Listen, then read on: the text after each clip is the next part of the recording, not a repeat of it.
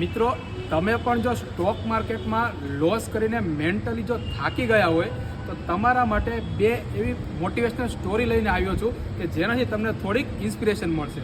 તમને સ્ક્રીન ઉપર પ્રેમાનંદજી મહારાજનો ફોટો દેખાતો હશે. આમને તેમની 35 વર્ષની ઉંમરમાં ડૉક્ટરે એવું કીધું હતું કે તમારી કિડની ફેલ છે અને તમે 2 વર્ષ ને કાં તો વધીને 5 વર્ષ જીવશો. પણ મિત્રો, એમની ભક્તિ અને પેશન્સ કેવું કે આજે 19 વર્ષ પછી પણ એવા ને એવા જ છે. અને બીજું કે તમને જે મેડમનો ફોટો દેખાય છે તેમનું નામ છે રાધિકા ગુપ્તા. અને જ્યારે તેમની ઉંમર 22 વર્ષની હતી ત્યારે તેમણે સુસાઇડ અટેમ્પ્ટ કર્યું હતું. ત્યારે તે જીવી ગયા હતા. અને ત્યારબાદ 9 વર્ષ બાદ કે જ્યારે તેમની ઉંમર 33 વર્ષની હતી ત્યારે તે યંગ CEO હતા એડલવાઇઝ કંપનીના. એટલે આ બંને સ્ટોરીથી આપણને શીખવા એ મળે છે કે ધીરજ રાખવાથી અને કોઈ પણ ક્ષેત્રમાં મહેનત કરવાથી કોઈ પણ વસ્તુ ઇમ્પોસિબલ નથી.